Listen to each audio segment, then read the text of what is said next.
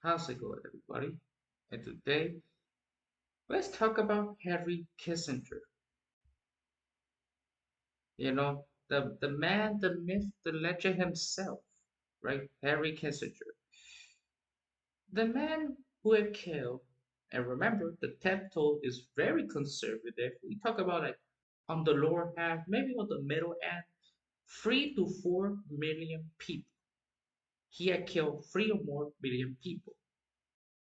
To give you in a perspective, right? If we put him in a list, right? You know those lists on videos on YouTube or the website, like the top 10 or top 20 worst dictators of all time. You have Genghis Khan, you have Adolf Hitler, you have Mao Zedong, right? If we put like these people and we use the maximum high end death toll, right? Put it in the high end death toll, but not Henry Kissinger. Everybody else except Henry Kissinger. Even after all that, Henry Kissinger will still be at the top 10. I repeat, 10 of the worst tyrants of all time. He had killed up to 3 or 4 million people, and that's being conservative. The number can be as high as 5 to 6 million people. He is by far the worst thing that ever come out of the United States of America, and that's saying something. The man has committed genocide on a scale that even, to give you a specific, he has killed more people than Pol Pot from Cambodia. He has killed more people than Francisco Franco from Spain. He has killed more people than Benito Mussolini from Italy. You know, he's on the same level of this tyrannical rule as Hitler, Stalin, Mao, Genghis Khan, Timothy Lane, Aunt Lucia, etc. That's how bad he is. So, thankfully, I gotta put books, read recommendation like Christopher Hitchens and the one from the Jacobin were basically, I swear to God, they were preparing for him to die. They were waiting for him to die so they could read their new book. The Kissinger on trial, I think it was. I can't remember. It is Christian. So Jacobin released multiple articles of the various war crimes that Henry Kissinger has committed. Again, this is just a summary. It's not going into full detail. Again, and we're going to focus mainly on Latin America because that's where I'm from. And Jacobin is the main newspaper material for the Democratic Socialists of America, the largest socialist party in the United States. Technically speaking, the Green Party is larger, but not everyone in it is socialist, even though you have to be a socialist, but regardless. And I am a member of the DSA, to be more specific, of the Libertarian Socialist Caucus. So, yeah, there's that. So let's start by what he did in South America. A great article written by Aldo Machesi in Kissinger and the South American Revolution. In the mid 1970s, fanatical dictatorship viewed South America at the forefront of the Third World War in the fight against communism. Kissinger endorsed this crusade spirit, and unlike in Vietnam, he accomplished his objectives there. Although the arrival of Henry Kissinger signaled a rupture of the American foreign policy within domestic political shifts, the charge was not as keenly perceived in Latin America, and nevertheless, Kissinger would ultimately close a political circle that began in the early 1960s in South America. A good example would be Salvador Allende, was an ethical embodiment of Henry Kissinger's Latin American policy. 3 years before Kissinger assumed a leading role in the foreign policy, Salvador Allende he warned that the problems of left government in the region might face. In 1966, he gave an almost prophetic warning, laying out how Latin America left view U.S. foreign policy. And I quote from Salvador Allende himself.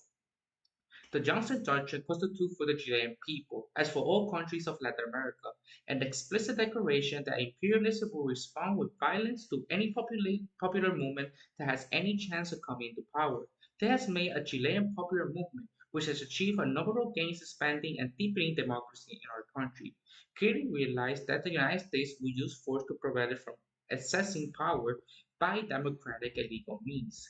It also means that consequently, we have an obligation to intensify our struggle, mobilize the masses, link anti imperialist actions to the everyday demands of the population, strikes, land occupation, collective mobilization, and the awareness that will meet in the opposition for the reactionary violence and will oppose it with the revolutionary violence. It will be the people of Chile and our country's condition that will determine what methods we use to defeat the imperialist enemy and its allies.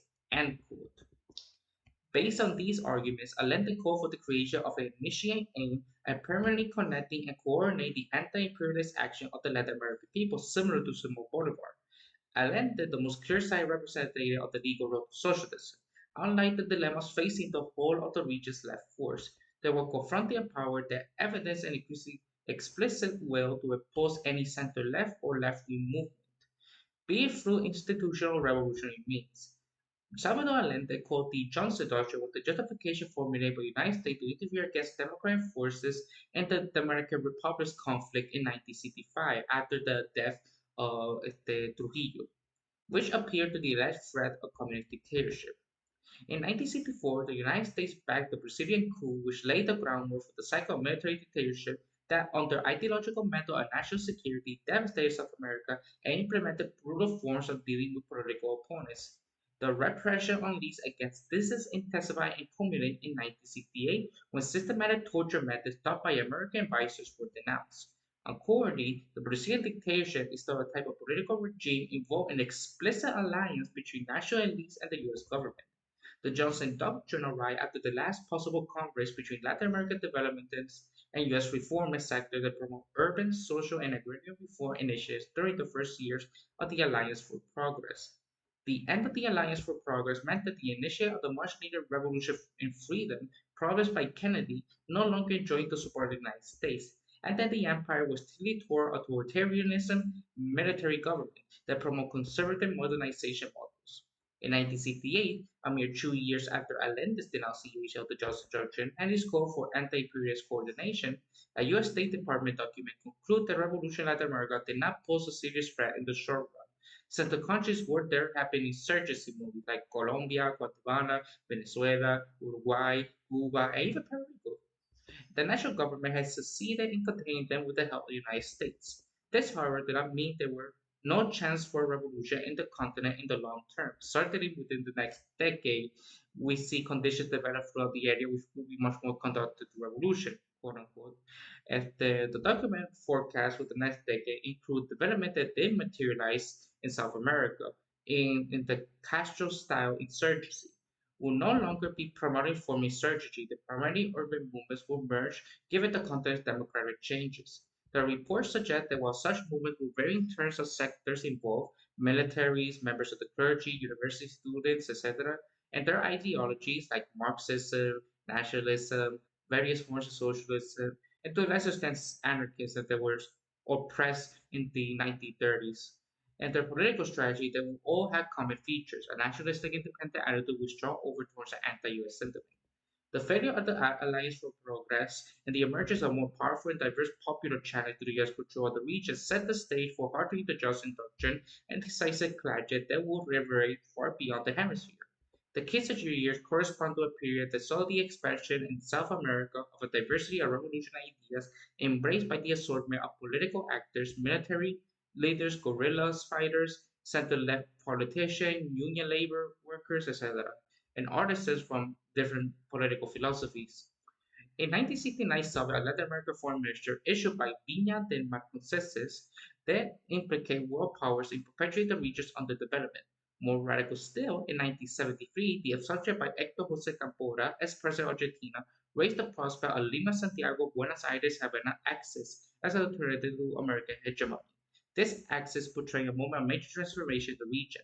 As the military regimes in Bolivia and Peru stayed from American influence, they became proposing a program of social transformation linked to the nationalization of natural resources and agrarian reform. And remember, before even Kissinger was even in power, like during the 20s, 30s, and 40s, 9 countries in Latin America were fascist, pro-Nazis, pro-Mussolini, pro-Franco.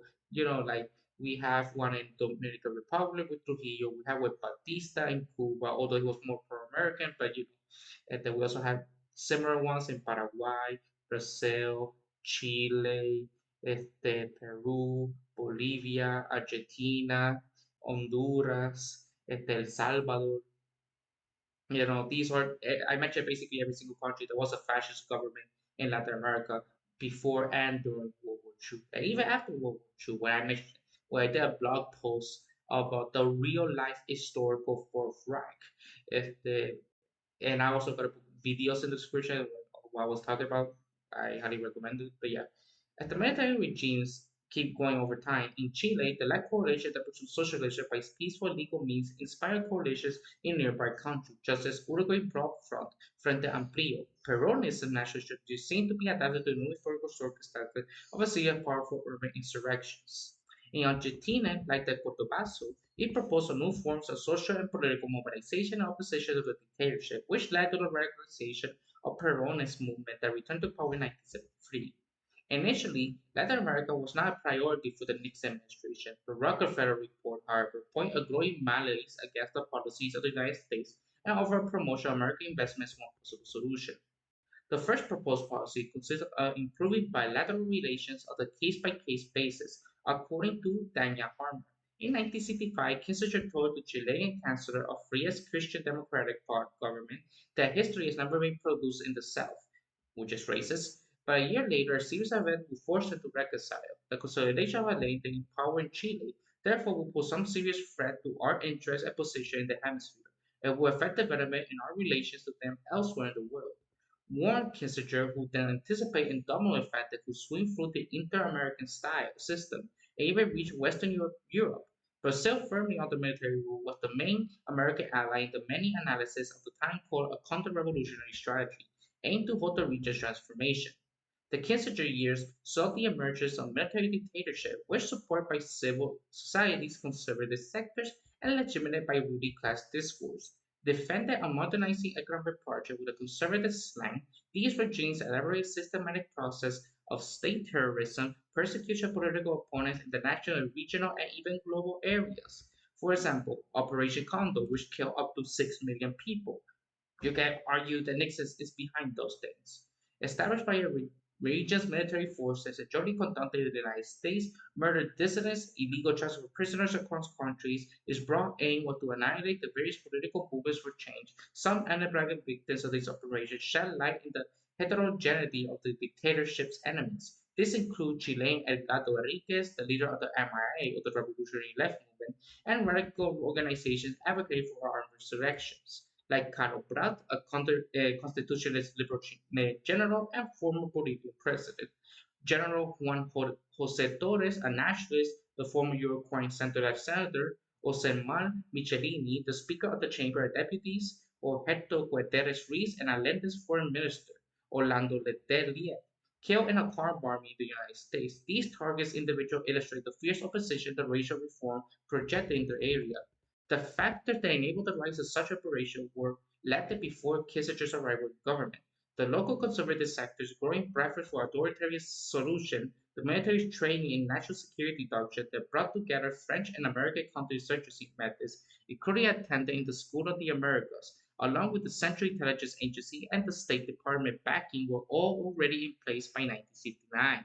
But what the classified document revealed is an unprecedented, direct, and explicit involvement in Kissinger in these processes, even their more repressive dimensions. So again, if we include everything that he did in Southeast Asia, right, and other parts of the world, and also if we include everything that happened in the Operation Counter to Kissinger to an extent, so his death toll is like it's almost reaching 10 million. That's the same level as Hitler. Hitler was like of the upper estimate 16 million. Toward the mid-1970s, the unprecedented ideological fanaticism led to the dictatorship to use South America as a forefront of Third World War in the fight against communism, while the United States was perceived to be the rear guard. This crusade spirit, which justified all kinds of atrocity against political opponents, began to burn domestic policy calls for U.S. Republican worry-certain officials of the Department of State. By 1976, Harry Schlotman, Assistant Secretary of State for Inter-American Affairs, warned at the extensive reports of the dangers of this ideological radicalization. This siege mentality shedding into paranoia, which in some talk of the Third World War, quote unquote, with the countries of the Soviet War the last bastion of Christian civilization. The broader implications for us for the future trends in the hemisphere are disturbing, end quote. The report ended in a sarcastic note, and I quote, how to end the Third World War, and offer a series of proposals to bring it back to the dictatorship to our cognitive universe, end quote. Kissinger, while aware of the threat, continued to emphasize in the crusading spirit of the Southern Coast militaries. At the July 1976 Organization of American States conference, where the criticism of the Chilean dictatorship surfaced from the American political scene and from some of the region's countries, Kissinger had a private meeting with Augusto Pinochet, which he conveyed his firmest support. Again, Kissinger is a fascist. Need I say more? These gestures exposed Kissinger's intimacy with the regime's terror. He did not seem worried about reuniting the military's fanatical crusade. Rather, he endorsed the violent practices perpetrated by the dictatorial states. His support may explain why these repressive dictators were so ruthlessly effective. Again, by William Blum, who used to work at the State Department, published two amazing books, which I gotta put in the description, that goes into more detail of the horrific crimes the U.S. committed in order to become the world's sole ultrapower. By 1976, the concern described in the 1968 State Department document appeared to have been resolved. The pattern of revolutionary projects from 1960 had faded. The movement was defeated, their leaders killed, mixing, exiled, or imprisoned. Kissinger was also battered by the experience. His leadership had been undermined as a result of his involvement in the region. But unlike in Indonesia, this part of the world, Kissinger had accomplished his objective. The revolutionary idea, which has so challenged American hegemony, had disappeared from public arenas, and many who had survived these battles later became victims of state terror. Now that the revolution had been defeated, the empire could show its more benign face and offer assistance from human rights policy promoted by Jimmy Carter's renovated administration. A good example, another article by René Rojas in Kissinger in Chile. By the time of Chile's worker rose up to ready around Salvador Allende, Latin America had become a key area of U.S. planners. Model struggle to Henry Kissinger was obsessed with toppling the socialist president. In the winter of 1971, 6 months after the elections of Allende, the Popular Unity UP coalition led by communist and socialist parties, Nixon extolled America's defense of democracy and self-determination. He gravely proclaimed to the Chile's ambassador that the path represented by the program of our government is not the path chosen by the people of this country, but we recognize the right of any country to order its affairs, according to them. Not to be undaunted, Kissinger explained in the U.S. That in the U.S. government, and I quote, did not wish in any way to interfere with the internal affairs of Chile, end quote. Adding to the country's unprecedented reform process was worthy of great admiration. Even by the standards of American policymakers' duplicity, Kissinger's citizenship stands out. As is well known and was understood at the time, immediately after Allende won the presidency and inaugurated the Chilean road to socialism, the U.S. elite began to campaign to make the underdeveloped country's economy scream. Kissinger and the realists simply refused to ally to watch a country go communist due to irresponsibility of its own people. Even the northern giant could not remake Chilean history just as it pleased. The U.S. meddling in Chilean politics was not new. In 1948, Washington's influence had contributed to the liberal president Gabriel González Videla's decision to turn his Popular Front allies and persecute the communists. On that occasion, prominent militant Pablo Neruda, the Nobel Prize winning poet, was lucky enough to save himself at the dangerous escape across the Andes. A quarter century later, the United States again flexed its muscle to reign the region. Kissinger led the campaign to crush Allende's democratic strategy for radical reform. Effort to defeat the UP culmination in the September 11, 1973 coup, the original 9/11, which ushered in human and social catastrophe that few even among the coup's planners who have imagined. Allende and Neruda would not survive, nor would the thousands of workers and activists who were assassinated or disappeared by Pinochet's regime. Kissinger's obsession with toppling Allende was not driven by unreflected defense of U.S. corporate interests. Washington had learned to accept the nationalization throughout the region, and after the coup, the top of the UB government, the largest appropriated mining interests remained under Chilean state control. Northeast preoccupation stemmed from fears over Soviet and Cuban expansionism. Following the Cuban Missile Crisis, the Soviets see Latin America as an unchallenged sphere of U.S. influence. Indeed, throughout the Allende years, as Kissinger and the U.S. foreign policy establishment knew, Moscow was not going to let Chilean road to socialism spoil its tension with the United States. Kissinger mapped out strategy to bring down the UP because Allende's policy and the movement behind it posed a threat to U.S. domination in Latin America. As the region was in upheaval, with all stripes of nationalists, populists, and radical challenger of U.S.-led order, American elites did not hesitate to brandish a full array of aggression, whether open or covert, any partisan or economic, civilian, or military, to topple democratically elected leaders, supported dictators, facilitated mass state terrorism, it was most likely that the coup and the slaughter it ushered in would have occurred without U.S. intervention. Kissinger's action to destroy Chile's democratic revolution are revealing. By the time Chile's worker and pastor rose to start down local elites and the hegemon north, Latin America, in the eyes of the U.S. global elites, had become a decisive arena of mortal struggle to determine the shape of the future world. Globally, American post-war foreign policy consisted of expansion pushed sought as Soviet containment. In the Western Hemisphere, there was something genuine about containment, but it had little to do with Soviet meddling. Instead, a new homegrown challenge to the U.S. dominance had to be suppressed. Following the Cuban Revolution, and the failure of Alliance for Progress, sovereign development model featuring profound reforms began challenging the US-led regional capitalist order. Allende and the UP represent the most radical of the proliferatory threats. Washington intervened to preserve commercial systems, to organize markets, capital flows, resources, and political forces to the arrangement that sustain U.S. supremacy. But growing industry gave workers movement to expand organizational capacity, which took unprecedented military autonomy. Allende had come dangerously close to winning the presidency in 1958, a mere decade after Videla's administration betrayed radical labors. With the list divided between two candidates, his new communist socialist front lost the popularity by less than 3% presidential vote. 6 years later, as the workers, students, shanty, and peasant movement surged, business party came together to back the third wave capitalist program of the Christian Democrat. With reluctantly support a traditional-led and conservative elites. Eduardo Frei Montalva, modernizing Revolution and Liberty campaign, hardly won popular votes 63% to 39%. Yet, even against the unifying business class, the shortcoming of capitalist development prepared the rise of workers' parties. By 1970 election, after FIES policy, which includes substantial lab reform, lab protection, and increased natural participation in mining, went too far for capitalists, yet not nearly far enough for the working poor. The UE supposedly came out ahead and split the Christian Democratic and Oligarchic National Party candidates with 36% plurality. The National Security Advisor, his boss, could not contain their rage. No longer was Chile the harmless dagger pointed at the heart of Antarctica, in the irrelevant southern portion of the world where Pierres and that Kissinger had dismissed. Chile acquired unparalleled strategic primacy. As national security memo sequenced by Kissinger himself elaborate this way was not due to any vital national economic interest within Chile, nor as the same memo concluded was driven by the fears of the world military palace power was significantly altered by the Atlantic government. The problem was the volatile grassroots militancy behind the UP.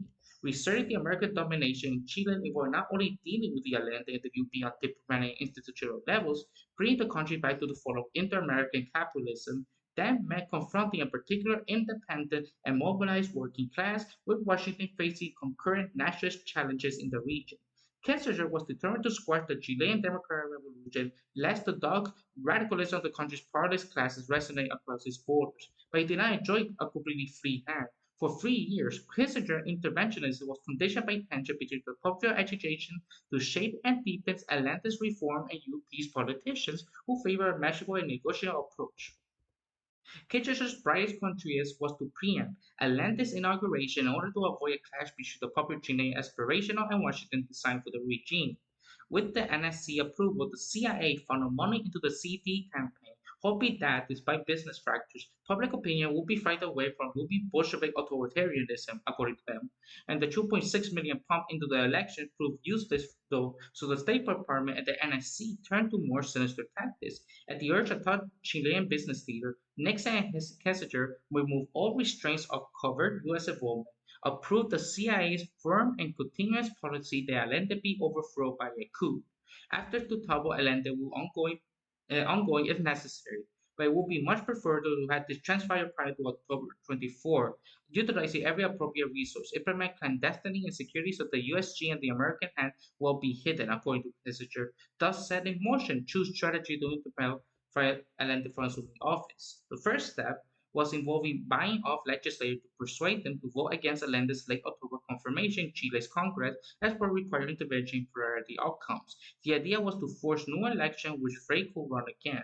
When he fails only largely to see the discord and the brave announcement of a broad-landed vote by parties losing left-wing presidential candidate, the second course was authored by Kissinger.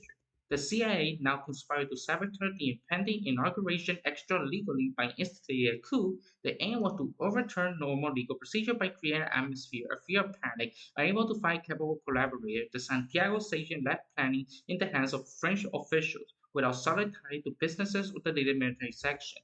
Their botched kidnapping ended by killing the constitutionalist commander-in-chief René Sanchez-Real bloody in Santiago Street. For the moment, the firm and continuous commitment to topple elected recede from the view. The embarrassing failure to block Allende's inauguration gave the UP political and pragmatic room to maneuver. American covert incompetence had forced Nixon and Kissinger into resuming a cooperative public stance. The latter restrained Ambassador Orlando Letelier, a close Allende advisor who, 6 years later, was blown into pieces in Washington, D.C. in the Condor terror network car bomb. That the United States decided coincided with the United States bogged down in the taxing of inter-Chinese conflict and regional challenges emerging in Argentina, Uruguay, Bolivia, and Peru. Allende confidently pursued socialist reform, expanding his supporter base.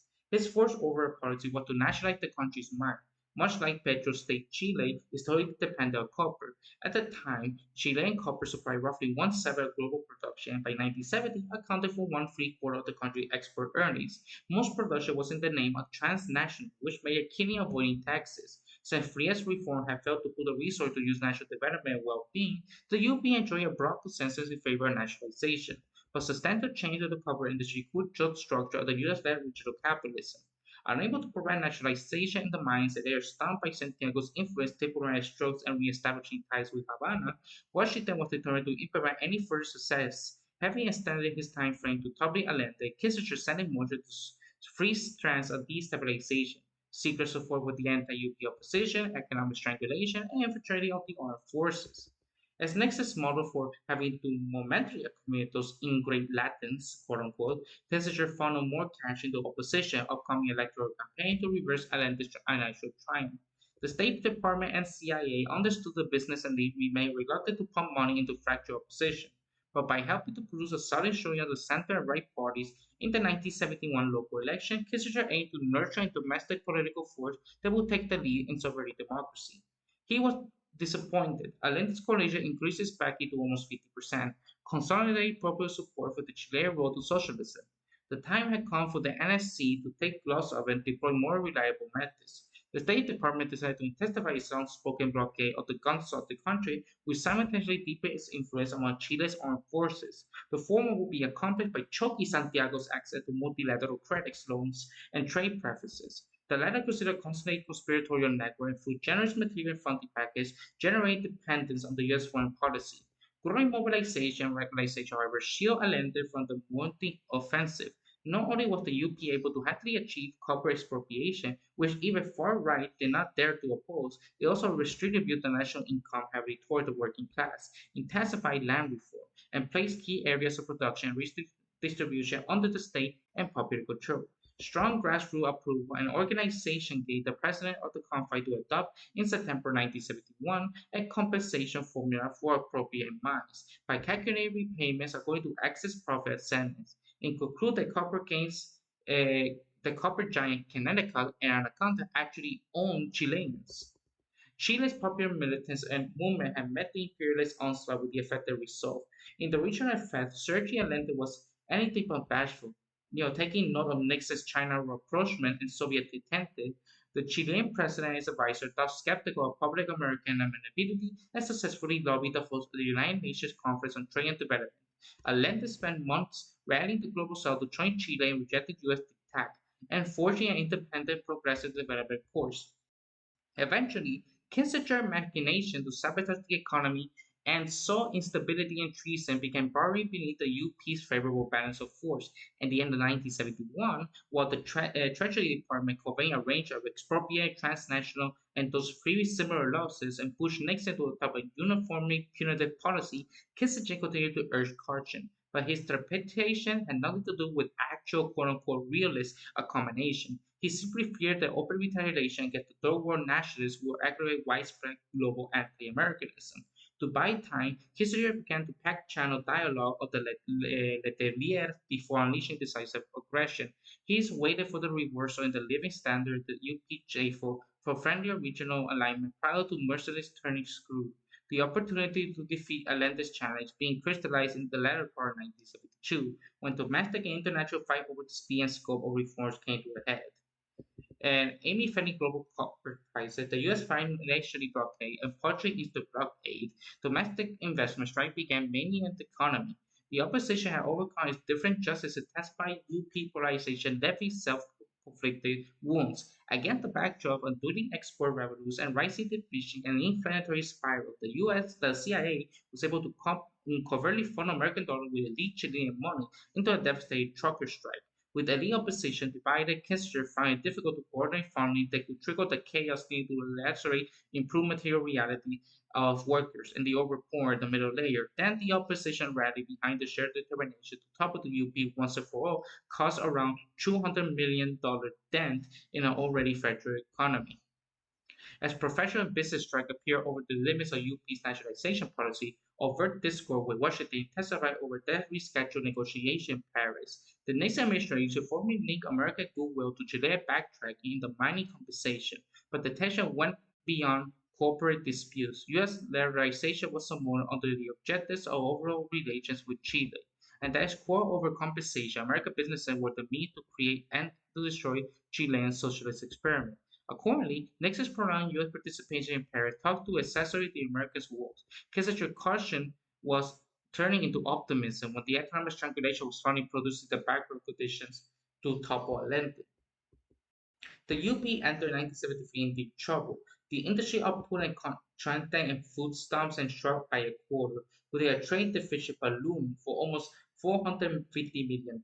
Washington credit blockade made it impossible for Allende to close the gap. Ultimately shifting and testified Chinese class struggle formed the decisive backdrop of Kissinger's scheme. General popularization helped elites who faced the possibility of class extinction overcame with the differences to vanquish the UP threat. With the right and the business class recovering, Allende's program and the growing popular tide they carried hit a wall amid ongoing working class mobilization. Disagreement over how to confront the UP's existential dilemma toward the coalition into opposing camps. Popular forces not only stifled elites' recalcitrance, the division also put guaranteed workers defenseless on the onslaught. By the end of 1972, the class conflict was temporarily attended from above by the state by workers from below. Factory employees set up powerful parallel institutions, network factory and every assembly called cordones industriales to guarantee production, distribution, security, even military preparedness in the face of a lead offensive. Meanwhile, Allende restored and assembled order by bringing the military into his cabinet. Both solutions carry no risk. The popular grassroots initiative fueled intra-UP polarization and encouraged the revolutionary left movement, the MRI, to push for the showdown. The double-edged decision to make top military men arbiters of Chilean road to socialism would likely contribute to the catastrophic denouement within a year. By 1973 parliamentary election, Kissinger was convinced that demoralized workers would turn against the government. The additional 1.6 million he relied to optimize the opposition campaign reassured him further. Even with their parties and movement now inexcusably polarized, however, popular sectors continued to defend Allende, giving the UP 44% of the vote. Realized that the poor were now ready to trade power for bread, Washington foreign policy elites finally converged on the idea of a decisive coup, where the CIA Santiago station chief urged direct intervention. Kissinger maintained reservations about the army, the military's crucial branch. However, these tactical restraints were easily ironed out in the pursuit of strategic consensus around violent bringing in the UP to heel. At the last hand, a cohesive pro-coup domestic force which he could play ball. The CD and the far right had also formed a Democratic Federation of the CODE alliance, which subsequently won a majority. Eventually, scheme approved by Kissinger began to bear fruit. The CIA remained in the dark about Pinochet's commitment as the future dictator. Just he had no influence over the premature June Tanquetazo putsch, and Truman remained frustrated by what viewed as a top brass indecision. He continued to weather the networks of plotters who aimed to marginalize the Constitution and brass and eventually save, quote unquote, the country from Marxist cancer, quote unquote.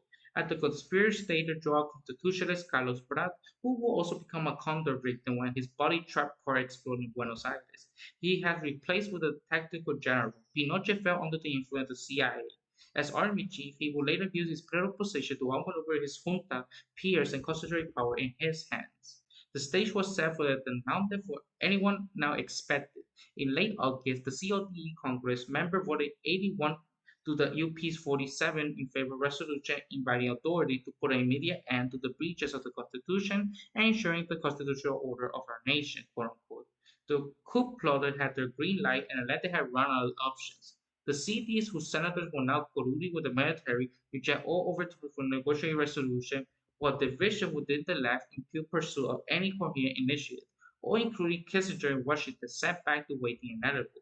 With his own party now joining the MRA, it is called for armed confrontation. Allende's last gasp, a planned precipice of no election, institutional abdication, was preempted by Pinochet's 11-hour decision to join and lead the plotters. When Pinochet, a day after receiving Washington's pressing made his move, the UP was paralyzed by a strategic disagreement. By contrast, led by army, elite opposition was simply coordinated. Allende was convinced the coup attempt would be a military setback. In his final speech, immediately before the presidential palace was bombarded and he entered his life, rather than take it back with immunity, he forecast, and I quote, "This may possibly crush us, but war will be for the people, for the workers, because humanity progress towards the conquest of a better life. Foreign capital, imperialism, jointly with reaction, create a climate for the armed forces to break with tradition, privileged class skills, acted to defend the advantage that capitalist society converts onto small minority. But much sooner rather than later, the great Almendas will again open up for a free man to march through in order to build a better society." I will put his final words recorded in the video. Unlike my final prediction was far off the mark. The reflection they ensured was ruthlessly methodical and forecalled by the ominous Remember Jakarta sign that had become apparent across the capital. The National Security Advisor was instrumental in shamefully approving CIA backing for the junta's plan to severe repression step out all vestige of communism in Chile for good. As a memo, Kissinger take hundreds of militias as well as labor and student activists were killed in the day following that September 11th, and many more were rounded up and tortured. By the end of the decade, over 4,000 were either killed or disappeared, and tens of thousands either passed through the regime's concentration camps or being exiled, forced into exile, or were tortured by Nazis in Nazi colonies in Chile, like Colonia Dignidad.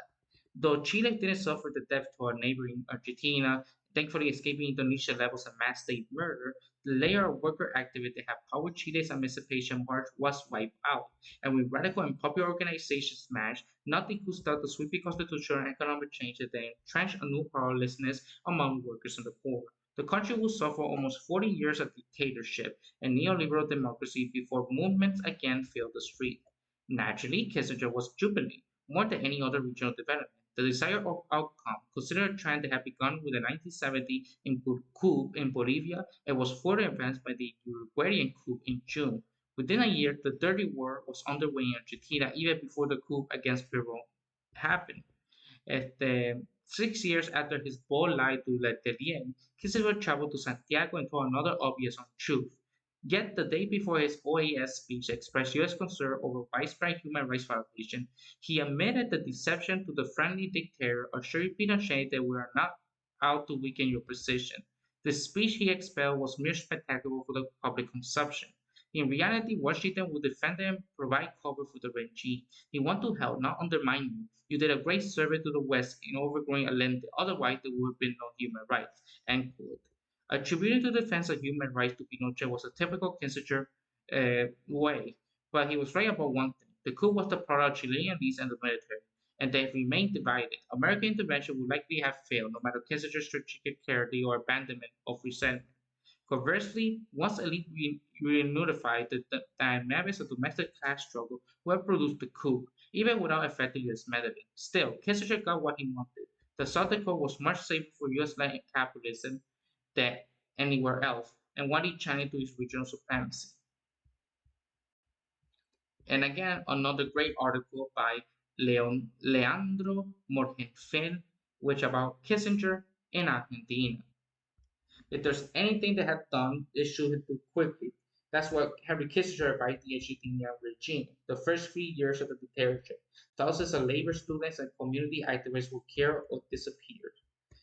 Just after his 1969 inauguration, relation, Richard Nixon sought to restart relations with Latin America and decided to send new region. The tour, which entailed visiting 20 Latin American countries, was plagued by protests and varying incidents reminiscent of the difficult trip that Nixon himself had taken in 1958 at time when Eisenhower was vice president.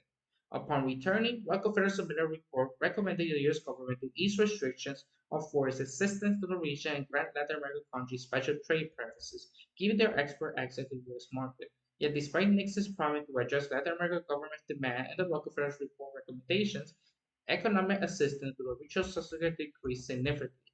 In 1971, for example, only 463 million was distributed, 50% less than the average given a decade before. In the midst of a deep economic crisis which caused the dollar to devalue, Latin America wasn't a priority for Nixon. His national security advisor Kissinger, in spite of public statement to the contrary, in the meantime, Perón returned to power in Argentina. After 7 years of dictatorship and 8 years of his party's electoral proscription, Edward relations with Washington's Peronism dominated as nationalist fascist movement ruled in populist alliance with powerful unions. After almost 2 decades in exile, Peron aimed to develop closer ties with Western Europe, hoping to conserve a margin of autonomy in policy-making decisions, against the United States. But while certain limits on U.S. interests were put in place, such as establishing a new law restriction foreign investments, the new administration actually sought an understanding with Washington, hoping to attract American capital.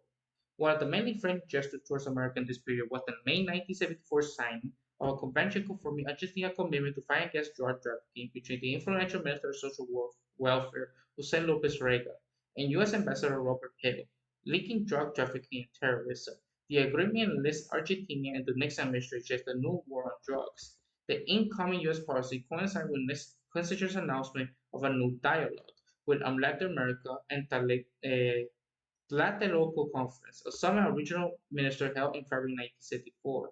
During the conference, Nixon's government attempted to defuse growing anti-American sentiment after the military overthrow of Salvador Allende. He promised to resolve Panama Canal conflict in the context of global economic crisis, defending European demand for region's primary products, review commercial and financial measures affecting Latin America, despite the promised new outlook, to amount to modification of the carrot and stick policies of the past. Few months later, the State Department, headed by Kissinger, pastured this new era in relation to the United States Latin American backyard. This was done at the moment of relative weakness for North American superpower after his inglorious withdrawal from Vietnam War, economic crisis, and the Watergate scandal that recently broke out and nearly led Nixon's resignation. Which, by the way, that's another what the fuck. Like he Kissinger did treason. Like he straight up committed treason and got away with it. How the fuck do you do that? How that is more impressive than I can really think of. Like how the fuck do you manage to do that? How the hell do you commit treason and get away with that? Especially the whole Watergate scandal. And also, a little sidetrack, I'm focusing exclusively to Latin America, but the largest population in the world who doesn't have its own country, the Kurds, he also betrayed the independence movement of the Kurdish people and helped the repression of Kurdistan. So, there's that. So you have another 40 million people who still doesn't have their country thanks to this asshole. Yeah, which is a, yeah, I can't even say. But yeah, immediately following his appointment as Secretary of State, Skidger met with Argentine Foreign Minister Alberto Juan Vignes on October 1973 and conveyed the economic concession the United States was willing to offer aligned with the new dialogue policy. Highlights Argentina's crucial role in making the new policy work. Kissinger convinced his counterpart to align himself as Latin America's White House mouthpiece. Despite its origins in the Republican movement, the new dialogue true strategy of concession pressure closely responsible to the approach applied to decade earlier, indeed even signing Rockefeller to the Happy Fraud. Nixon's appointed Kissinger as Secretary of State in September 1973, months before the beginning of Isabel Perón's administration.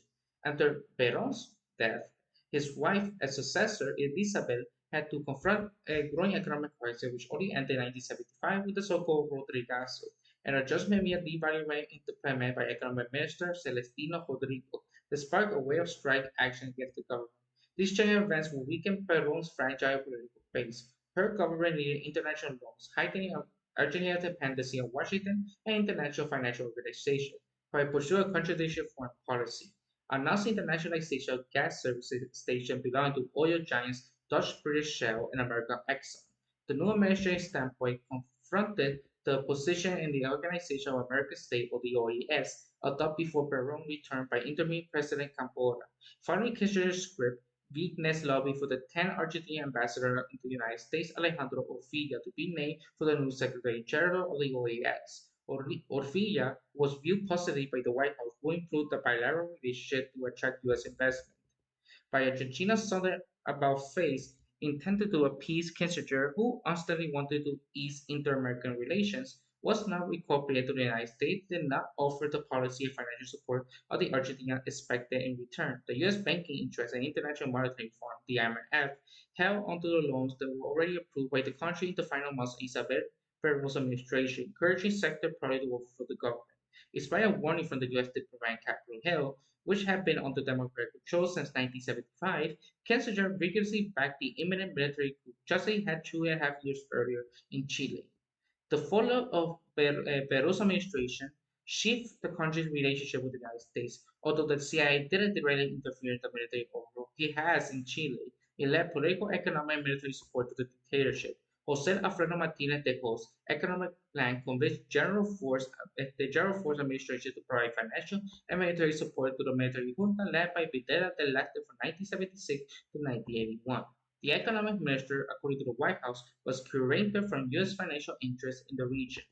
Further, funding several political upsurges started in 1979 the citywide industrial rebellion down at the Cotopaxi and Peronism traumatic return in 1973, and the armed forces assured Kissinger that the country would continue down that path of Western Christian and anti-communist values. Even though when you really think about it, Christianity at the very beginning was very egalitarian to the most part, right? And I already did two blog posts about Saint Paul, which if we really look at the scripture, what Paul write, what he said himself, he was a pantheist, and he was also a universalist. That everybody is saved. He had a very egalitarian view of the world, instead of whatever Kissinger is promoting.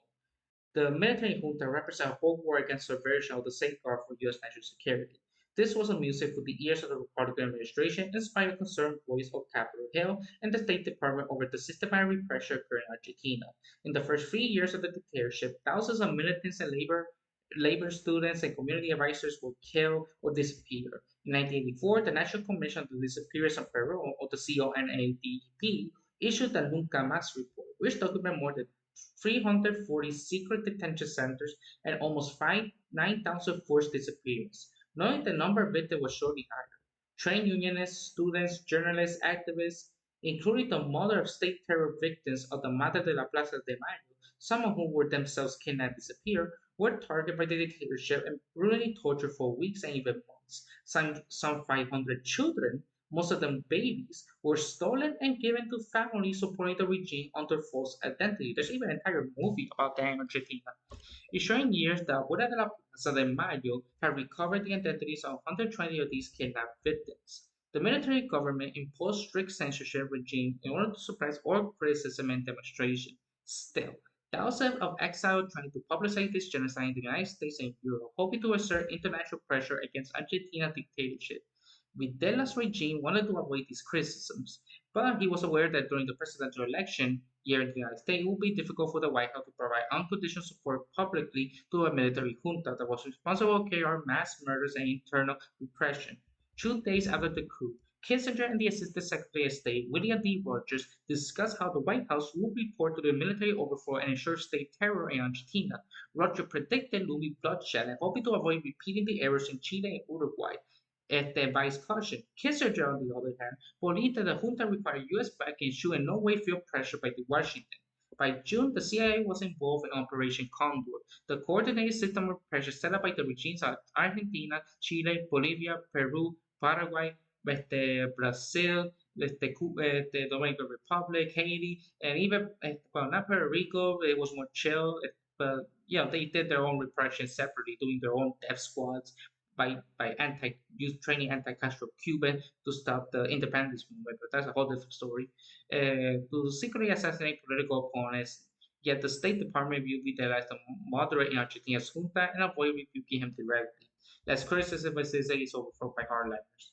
In contrast to the South Dakota example, the U.S. involvement in Argentina proceeded from distance. Unlike the overt support given to 1974 coup that topples Collor administration in Brazil and the active involvement setting the stage for and planning a leftist overthrow, the hands-off approach in 1976 maintain or through respond to the need to uphold former support of Latin American democracies. But more than non-intervention, Kissinger had a policy of duplicity, publicity proclaiming concern over human rights violation while privately supporting the state terrorists that came to the awareness of the state program just weeks into the military takeover. In two secret meetings, Kissinger and Argentine Foreign Minister Sergio Augusto Busetti on June and September 1976, Kissinger, aware of impending congressional scrutiny, pledged his support for the regime's dirty war. The first meeting was in Santiago de Chile, 2 days after the encounter with Kissinger and Pinochet in the presidential office. Kissinger praised Busetti for Argentina's fight against subversion and terrorism, systematically explaining, and I quote, "We are aware you are in a difficult period. It is a current time when political, criminal, terrorist activity tend to merge without any clear separation. We understand you must establish authority. Regarding state terrorism," he added, "if there are things that have to be done, you should do them quickly, but you should get back quickly to normal procedures." End quote. According to Robert Hill, the U.S. ambassador to Buenos Aires at the time, the junta got the message. The encounter was correctly interpreted as a green light to harshly unleash its terror. Stephen G. Rabe explained that the U.S. diplomat in Argentina, and I quote, "protest these atrocities and provide Washington with explicit accounts what is happening in Argentina for its humanity." Ambassador Hill merit and review for contesting, in Kissinger's words, "my policy." End quote. After months of unwavering support, the situation began to shift in January. With the Democrats returned to the White House, one of Carter's global goal was to establish a respect for human rights as a central plank of U.S. foreign policy, with foreign aid and conditional upon clean records in this area. By promotion of human rights launch on the Carter would advance to the extent it aligned with the U.S. strategy for reinforcing global hegemony. This selected denunciation of human rights violation characterized Washington policy in relation to Argentina's dictatorship. Accordingly, the United States condemned the flagrant human rights violation committed by Videla's regime and from 1978 suspended military assistance to Argentina. Of course, Washington rediscovered interest in human rights was converted by a double standard. A sanction violates in Argentina. It failed to denounce Pinochet's dictatorship in Chile, nor did the United States condemn Operation Condor, which facilitated by the CIA. As the historian William Michael Shimon has documented, Carter's arrival in 1977 marked a shift from Kissinger's realist perspective, used for justifying alliance with South American dictatorship, to a more idealistic view that forced in ethical standards. Argentina became a test case for underlying the reach and limits of the United States' new foreign policy in Latin America. The Kissinger's position toward the region's dictatorship, particularly his support for Pinochet, was fundamental and encouraged the Argentine military coup in 1976 and extending American support to the junta, despite increased domestic opposition from the Democrats in the run-up to the November presidential election of that year. Even in 1978, the criticism of Videla's human rights violation mounted. Kissinger attended the World Cup, and it's basically hosted by Argentina during the military's reign of terror. Even joined the dictator in visiting the soccer players' locker room, following a tense game where the local team beat Peru 6-0, and Argentina went out to win the World Cup. Kissinger's influence presence, shoulder to shoulder with the de facto Argentina president, the center of international attendance during the global soccer tournament, was a high-profile signal of support. It was unequivocal, designed to counter pressure from Patricia Terria, the Assistant Secretary of State for Human Rights. In sum, although Kissinger acted more conscious than in recent years, he welcomed the arrival of the military dictatorship, given diplomatic political cover inside State Department. The United States-Argentina relationship underwent an important change in 1976 coup, when it became known as the Martinez de Hoz, who has close relations with David Rockefeller and U.S. banking interests, will be appointed economic minister. Financial banking then also followed. Este Videla rapidly proclaimed his administration's alignment with the West, with the fight against communism, and founding the national security doctrine as a central regime policy. This earned him immediate and unwavering support from Kissinger. However, conflict with Washington reappeared on the advent of Ford administration, when human rights promoted became a central U.S. foreign policy concern and recurring point of conflict with the Argentina's dictatorship. A mere 4 years later, Ronald Reagan presidency, human rights were pushed back into the gray area of hush diplomacy that Kissinger preferred as quote-unquote observations about these sensitive issues had to now be addressed via public-private dialogue, not public policy. 2 months after the assuming power, Reagan announced plans to convince Congress to remove bans over army sales and military supplies in Argentina. In July, the policy of voting against laws for Argentina from international financial institution-based human rights was tossed out. And Kissinger policies were fucking bad. And that's just in fucking South America. We only talk about Chile and Argentina. We're ignoring what the fuck happened, what he did in Brazil, and what's going on in Bolivia, and what's going on in Peru and Uruguay. No, let's go to a place where nobody talks about Central America. Another great article by Hilary Guthrie. With Central America in flames, Henry Kissinger's challenge was to portray a local revolutionary movement as foreign conspiracy, more alien to the United States' own violent intervention. Where democracy failed, capitalism flourished. When Ronald Reagan took office in 1981, Central America was in place. Long a semi-feudal paradise for tyrannical oligarchs and U.S. monopoly, the region was then consumed by revolutionary and counter-revolutionary. In 1975, the Sandinista National Liberation Army, or the SSLN, had overthrown the U.S.-backed Somoza dictatorship in Nicaragua, igniting the hope of revolutionary thought and Ishmael light in a fire under the Cold War in Washington. In 1980, five leftist organizations united in El Salvador from the Facundo Martin National Liberation Front, the FMLN. In Guatemala, where the United States helped overthrow a democratic reformist government in 1954, leftist insurgents have been waging unsuccessful but persistent battle against the military regime since 1960 by 1982. When I think the FBI is behind me, so I hope I see you guys next time.